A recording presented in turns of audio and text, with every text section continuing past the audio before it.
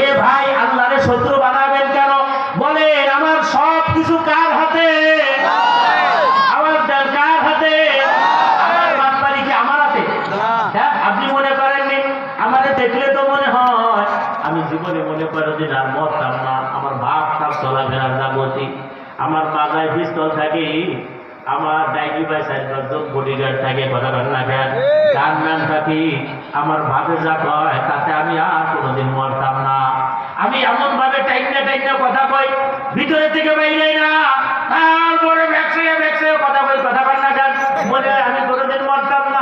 আল্লাহ বলে আল্লাযী খালাকাল মাউতা ওয়াল হায়াতা লিয়াবলুয়াকুম আইয়ুকুম আহসানু আমালা।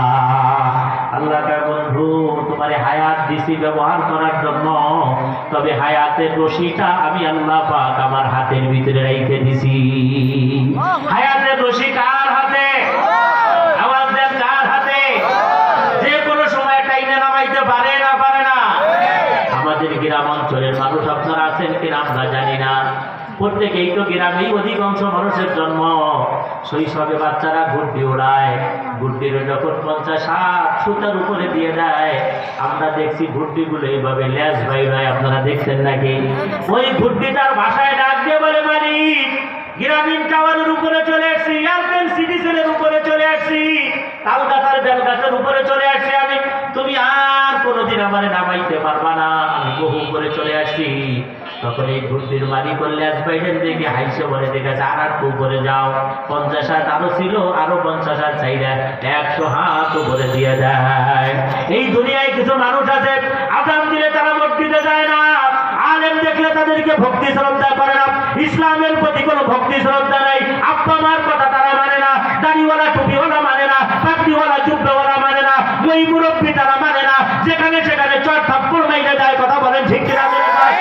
ক্ষমতা দেখায়, দাপট দেখায়, আমি এই কমিটির ওই হয়েছি সেই হয়েছি, এইগুলা বাপ বয়সেও মানে না, ছেলে বয়সেও মানে না, যে কোনো মানুষকে অপমান করে ফেলায়, অপদস্থ করে ফেলায়। এই লোকটার বাড়াবাড়ি দেখে মনে হয় ও জীবনে কোনোদিন কবরে যাইতো না।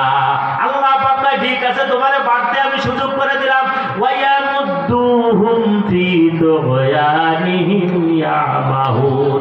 আল্লাহ কয় তোমারে আমি ওই সুদের মতো ঢিল দিলাম, যাও আগে তো খুচরা গাঁজা বিক্রি করতে, এখন ডিলারি করো, আগে তো খুচরা মদ বেচতে, এখন মদের ডিলারি করো, কথা বল না কেন?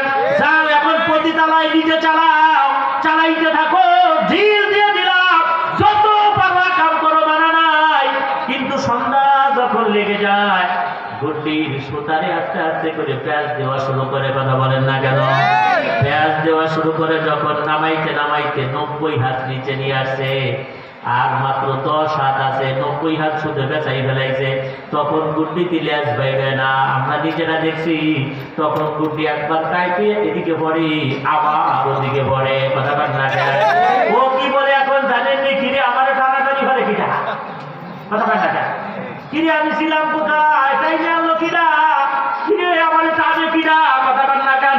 আল্লাহ কয় কি ব্যাপার দুনিয়ার মানুষেরা, ইলা আজালিন মুসাম্মা, একটা নির্দিষ্ট সময়ের ওয়াল কিন্তু তোমার সামনে দেওয়া আছে, ইযা জা আজালুহুম, যখন ওই ওয়ালের কাছে তুমি চলে আসবা, লা ইউআখার, একটু সামনের দিকে অগ্রসর হইতে পারবা না, একটু সামনে যাইতে পারবা না, গুড্ডির মতো টান দিয়ে মালিক তোমারে নিয়ে আসবে, কথা ঠিক কিনা করে বলে?